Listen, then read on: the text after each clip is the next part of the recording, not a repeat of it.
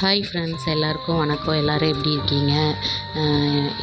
இன்றைக்கி வந்து பார்த்திங்கன்னா, பாப்பா வந்து பெரிய பொண்ணாகி 5வது நாள். இது என்னடா இது மளிகை ஜாமான் எடுத்து வீடியோ எடுத்து போட்டுட்ருக்கேன் அப்படின்னு சொல்லி பார்க்குறீங்களா? வேறு ஒன்றும் இல்லை.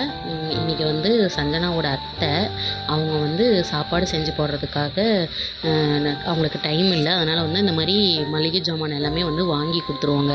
நம்ம வந்து என்னென்ன சாப்பாடு செஞ்சு போடுறோமோ அந்த வகை சாம்பார், ரசம், அந்த மாதிரி வடை, அந்த மாதிரியெல்லாம் பாயாசம் அதெல்லாம் வச்சு பெரிய விருந்து மாதிரி சமைப்போம் இல்லையா? அதுக்கு அந்த மாதிரி செய்ய முடியாதவங்க வந்து இந்த மாதிரி பொருளை வாங்கி கொடுத்துட்டு நீங்களே வந்து செஞ்சுக்கோங்க அப்படின்னு சொல்லி சொல்லுவாங்க அத்தை முறையாக இருக்கவங்க. அது வந்து இன்றைக்கி வாங்கிட்டு வந்து கொடுத்துருந்தாங்க. காலையில் 5வது நாள் பார்த்திங்கன்னா எல்லாமே வாங்கிட்டு வந்து கொடுத்துருந்தாங்க.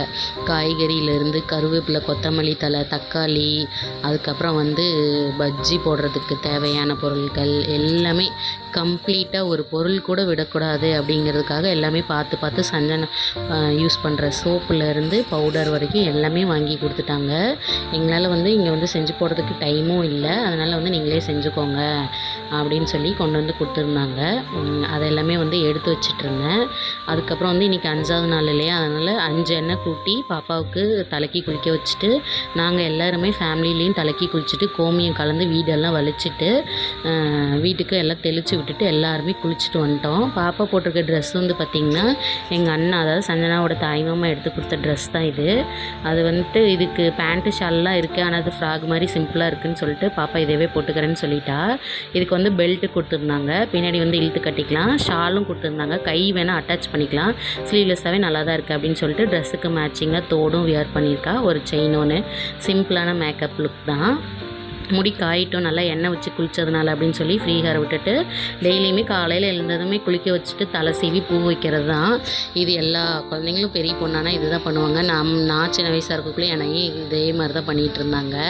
அவங்க ரொம்ப ஜாலியாக காலையில் எழுந்திரிச்சு குளித்து ரெடி ஆகிட்டு உட்காந்து பொழுதன்னைக்கு விளையாடுற வேலை தான். இதை ரெடி ஆகிட்டு அதுக்கப்புறம் விளையாடுறதுக்கு போய் உட்காந்துக்கிட்டா, வேறு எந்த வேலையுமே இல்லை. இது வந்து எங்கள் அண்ணன் பையனும் என் பையனும் 2 பேரும் இருக்காங்க. உள்ள சேர்ந்து கேம் தான் விளையாடிட்டு இருந்துச்சுங்க. இவங்க 2 பேரும் இடையில வெளியில் ஓடி போய் விளையாடுவாங்க. பாப்பாவால் வெளியே போக முடியாது, அதனால் வந்து உள்ளே உட்காந்து அக்கா கூட விளையாடுங்க அப்படின்னு சொல்லிட்டேன். அதனால் வந்து உள்ளே உட்காந்து விளையாடிட்டு இருக்காங்க.